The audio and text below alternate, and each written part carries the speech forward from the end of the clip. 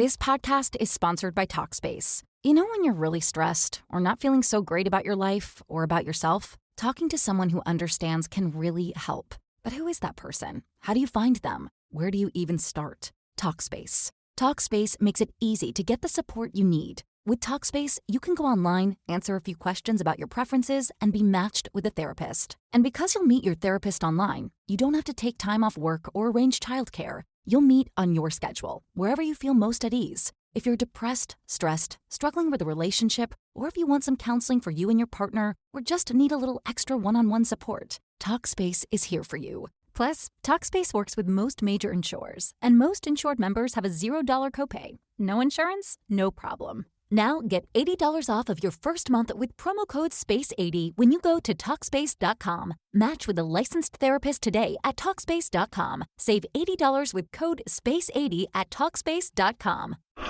You're listening to a Frequency Podcast Network production. The Brock and Dalby Podcast. This is the Brock Welcome and to Dalby Wednesday night, Podcast. Brock. I'm Dalby.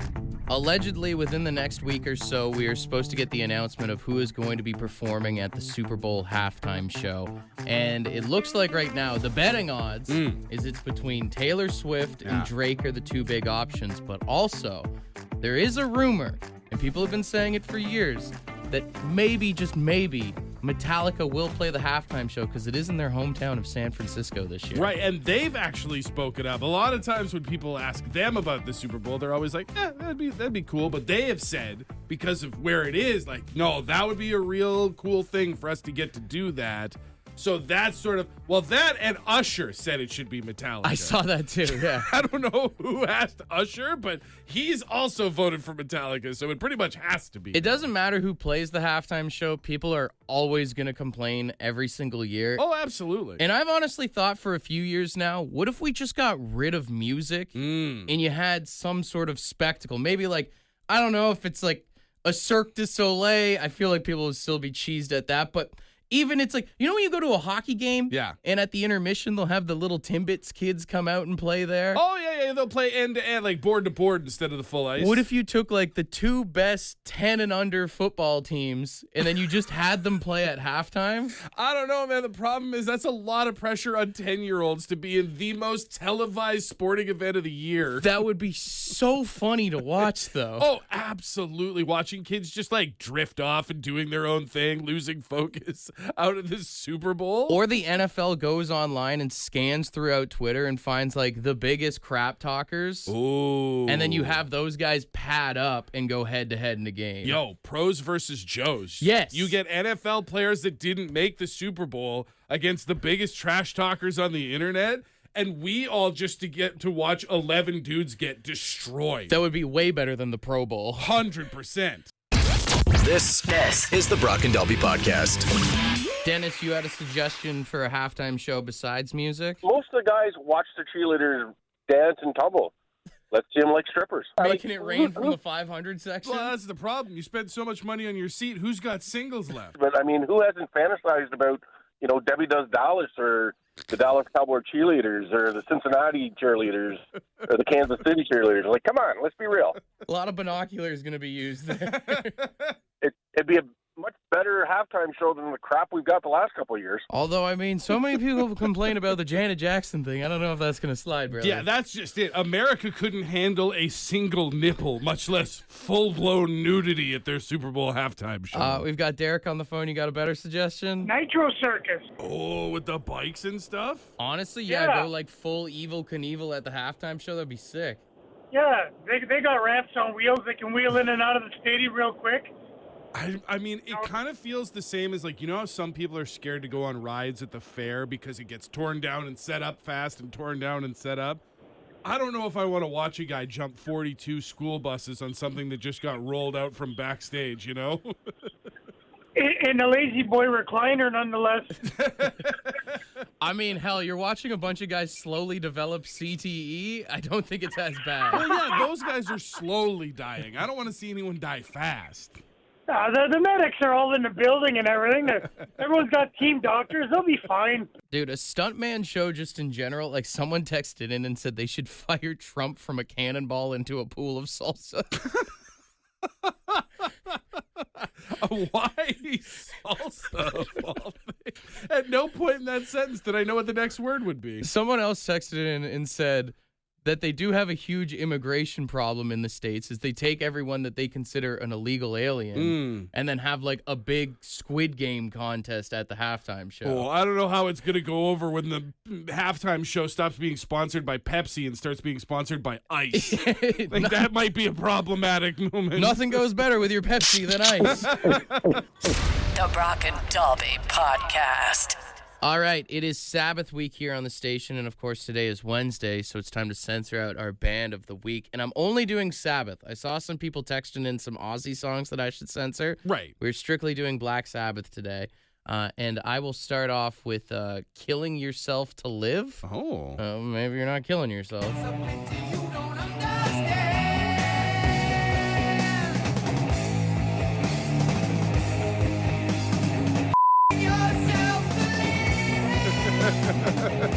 It's a song about a teenage boy. If that's what it takes to stay alive, who's to say it's wrong? Of course, I mean, everybody knows War Pigs, right? Oh, yeah. Day of judgment, God is underneath the war pigs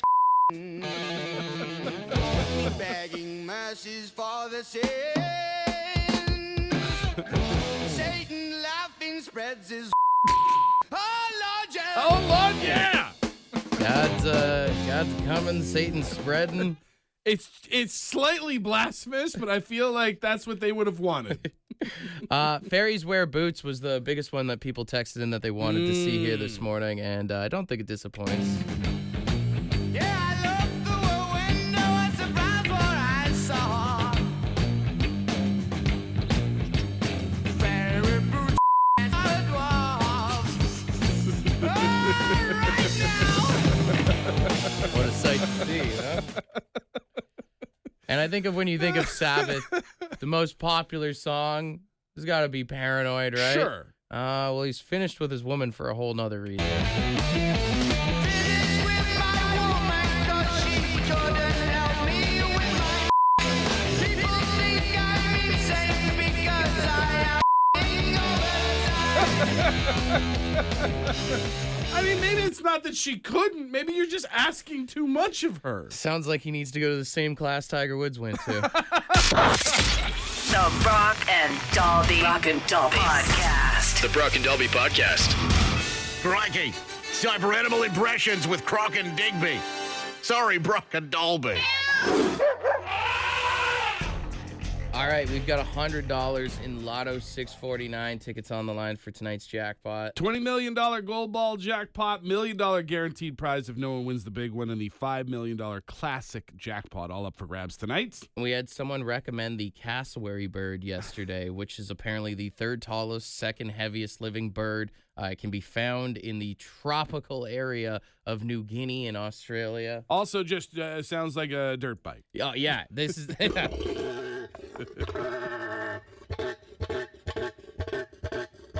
Dude, imagine camping out under the stars and all of a sudden you start hearing that from outside the tent. Like, I would be so confused. We've got 3 cassowary birds on the line here this morning. If you're not one of them, that does mean you are a judge, so 762-555. Judge accordingly.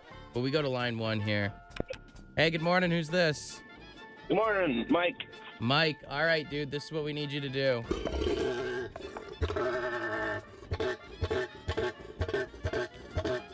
Can you try that out for us?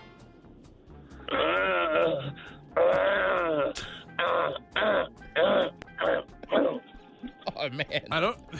Like, you did it, and I don't know how to put it into words, but, like, I don't feel good anymore. You got to hear his vinegar noises this morning. That's wild. All right, Mike, stay on hold, all right, brother? All right, we go to line 2 here. Hey, good morning. Who's this?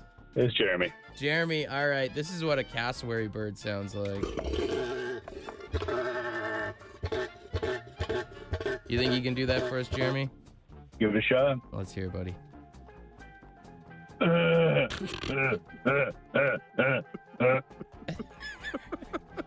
I did not think this is what this contest was going to sound like. I feel like I'm going to need a shower when this is over.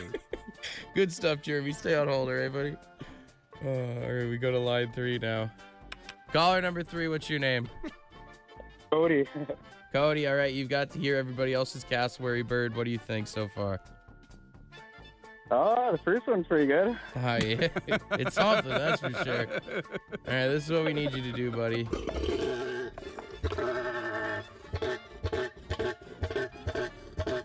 Let's see what you got.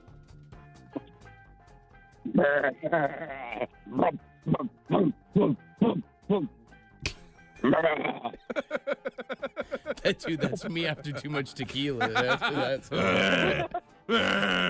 right, Cody, hang on for a second here. Let's weigh out the options. So, Mike and Jeremy both kind of came through the same way of like graphic. Is that maybe the best way to put it? It's the at the start that is. And then Cody came through, almost had like a cornholio kind of tone to his voice. Yeah. And then, the like. Someone texted in and says the beginning sounds like a mix of Iron Man and Sweet Leaf. Is this Ozzy's favorite bird? What do we think? Line 1, line 2, or line 3? I will say it's between line 1 and line 3 for me, and I'll let you cut the half here. Looking at the text line, 1 3 1 1 3 1 1. All right, it's line 1. All right, Mike, are you still there, buddy? Oh, my. Congratulations. You get the ding and the round of applause. You are the cassowary bird of the morning, all right? That's awesome. Congratulations. If you happen to win the jackpot, you got some nickels and dimes for the fellas, or at least promise to never call in and make that noise ever again. 100%.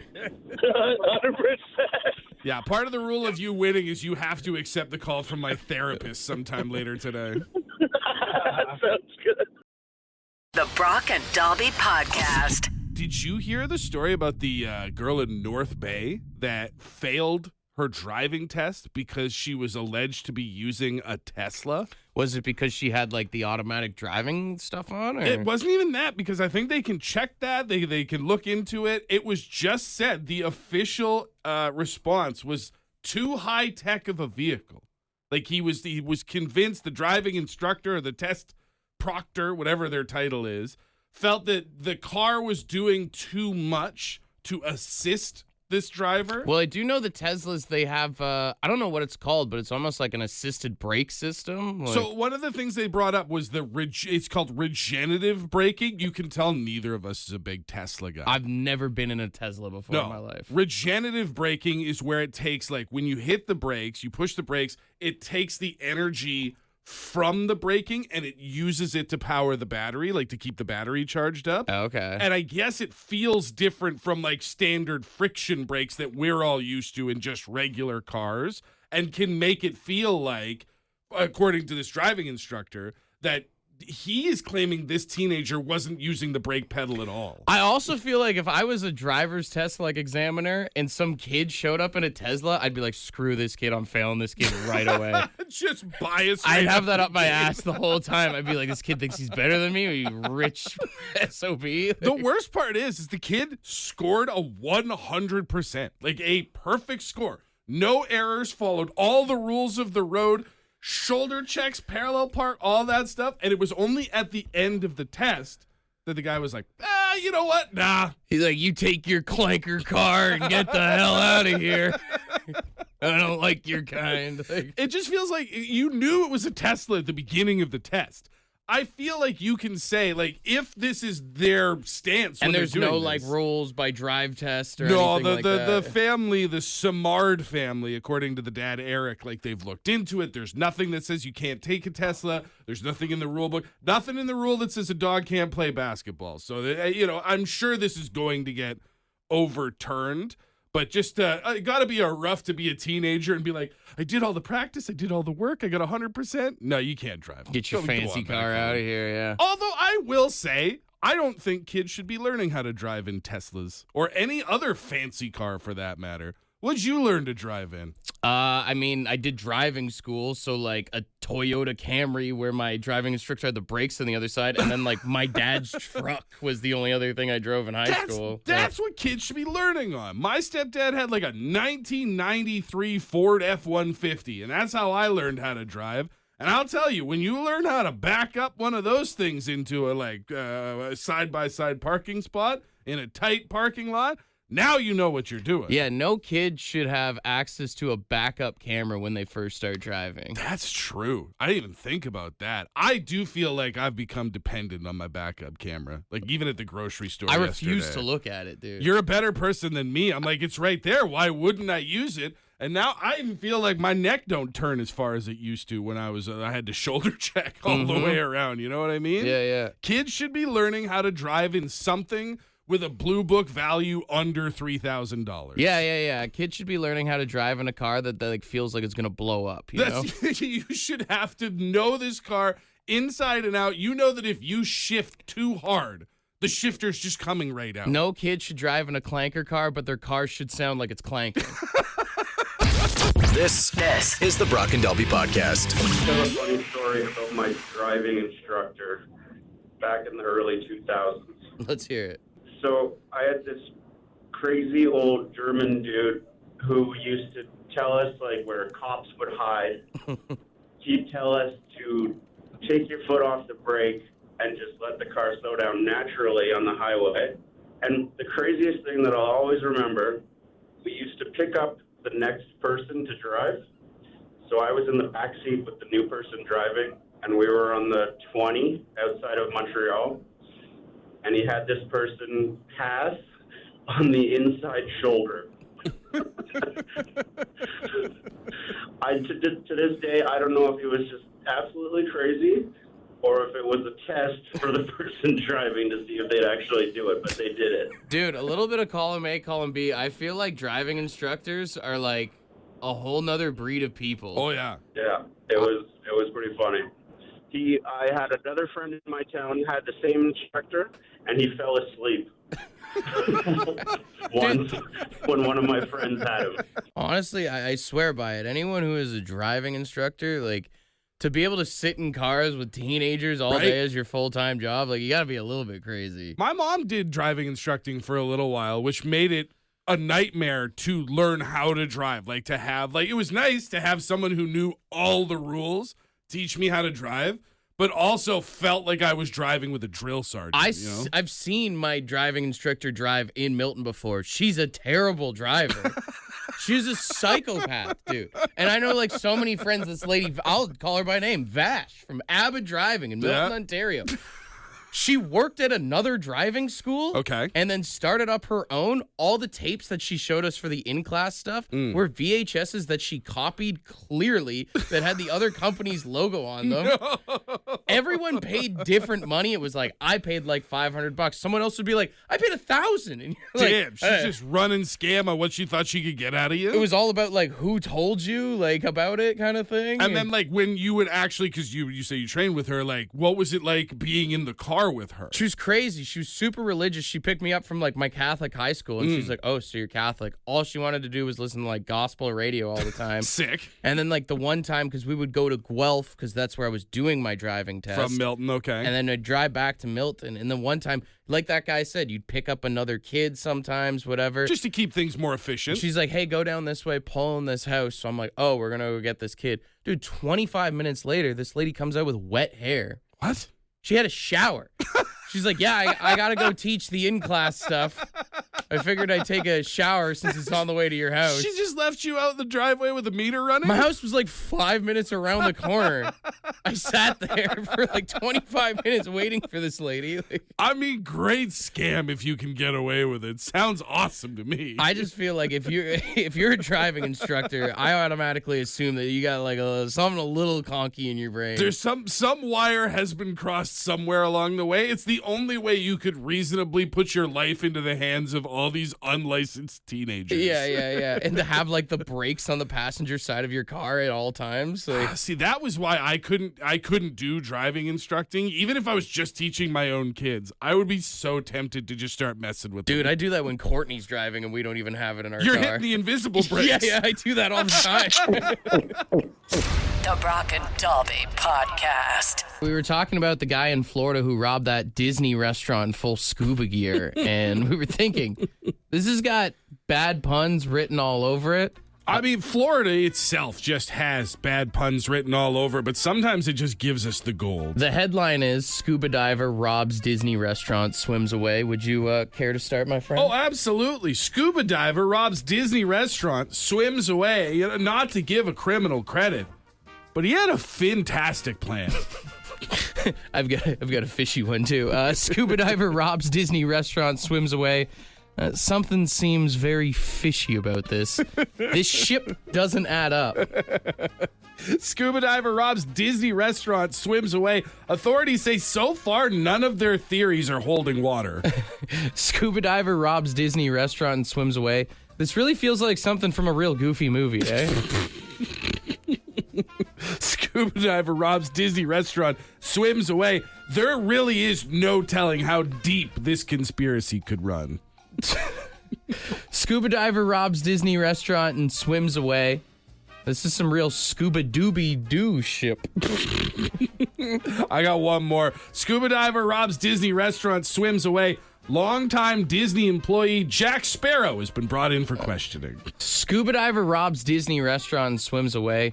Sounds like something from a James Pond movie. You could call it a real Sean robbery.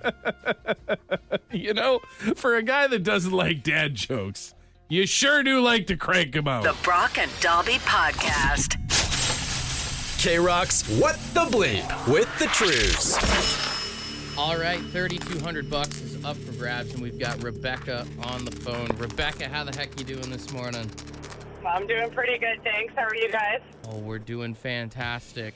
$3,200. What would you do if you won that money this morning, Rebecca?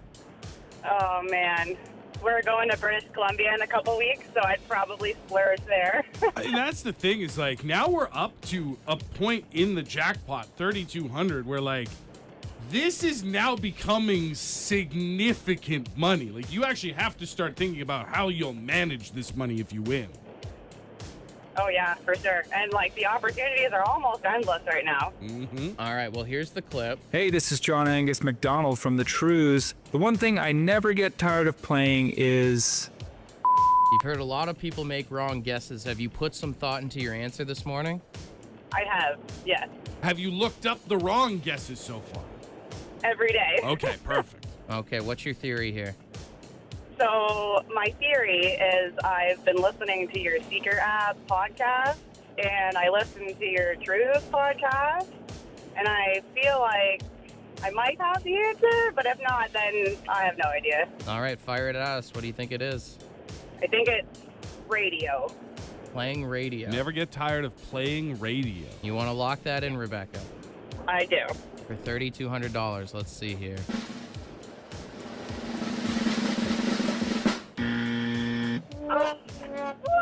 I'm sure that they get tired of having to come and sit with schmucks like us and talk about the new album at some point. Yeah. I appreciate you listening to the podcast, doing some homework, but unfortunately, you just brought the jackpot up to $3,300. Okay. All right. Thanks a lot, guys. This is the Brock and Dalby Podcast. I don't know if you saw the news going around yesterday that Robert Munch was officially going to go into MAID or assisted suicide, as some call it. I did see that. Turns out none of that is true. Damn, that was everywhere. Yeah, it was all over the news saying that because of his dementia, yada, yada, yada. Well, on the official Robert Munch social media page, his daughter Julie Munch put out a post that says, "My father is not dying. Thanks to everyone and their well wishes. However, my father's choice to use MAID was in fact made 5 years ago. This is not new news. It was discussed in an interview with the CBC in 2021. Oh, damn. So everybody just kind of got riled up for nothing yesterday. It says the New York Times article is a great interview with my dad, and nowhere does it say that my dad is not doing well, nor that he is going to die anytime soon. Please beware of clickbait. That's where we live now. Let me get it out of the way right off the bat.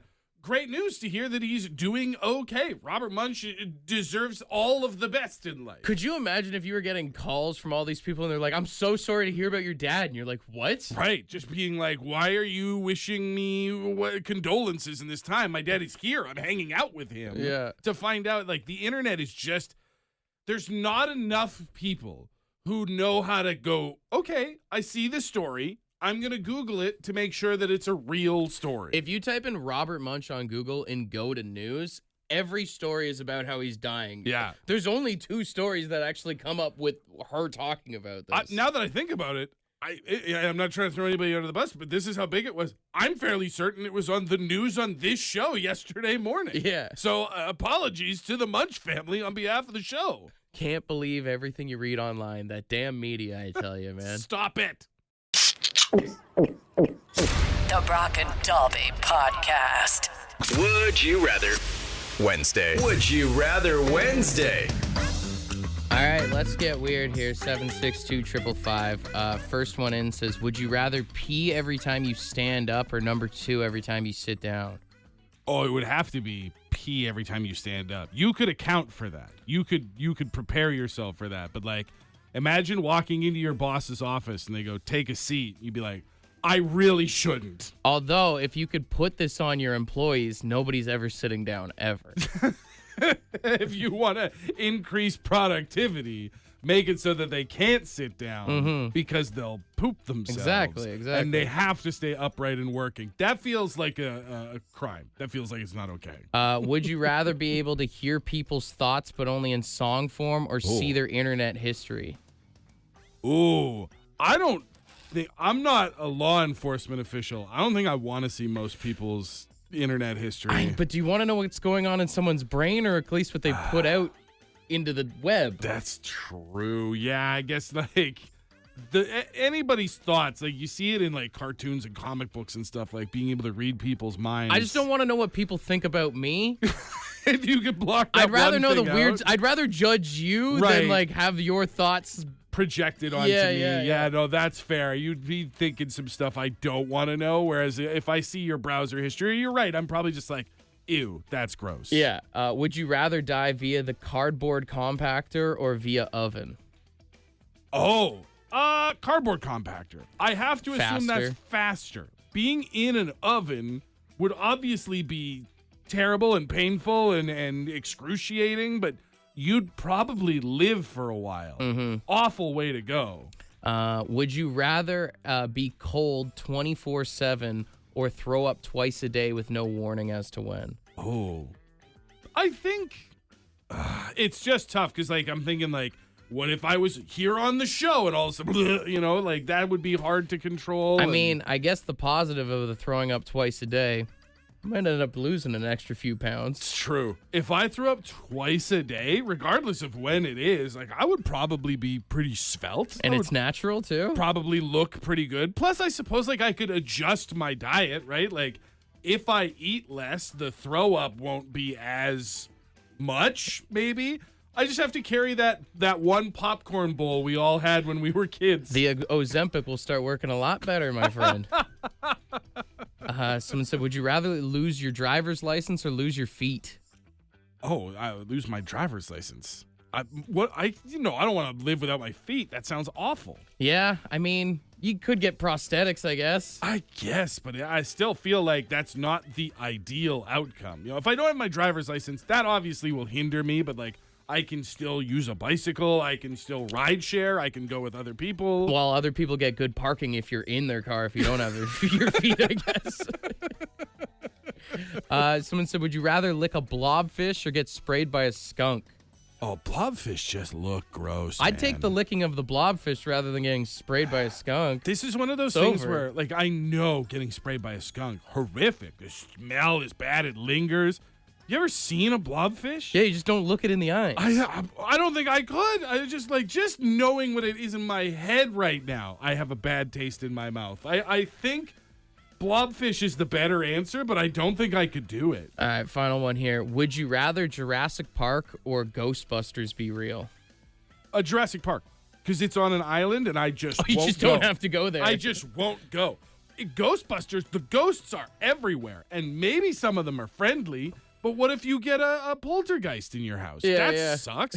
The dinosaurs live on an island in the ocean. If they get out, that's a problem, but I'm sure we'll make it better. Sounds like a them problem kind of thing. Exactly. All these people in the movies that go to where the dinosaurs live are dumb, and I'll stay here. I can't afford it anyway. Let's get real. Want to be a part of the podcast? Leave a message on the Bad Line. The Bad Line is the answering machine for the Brock and Dalby Show. To get the number, text the word BAD to 762-555. Thanks for listening to the Brock and Dalby podcast.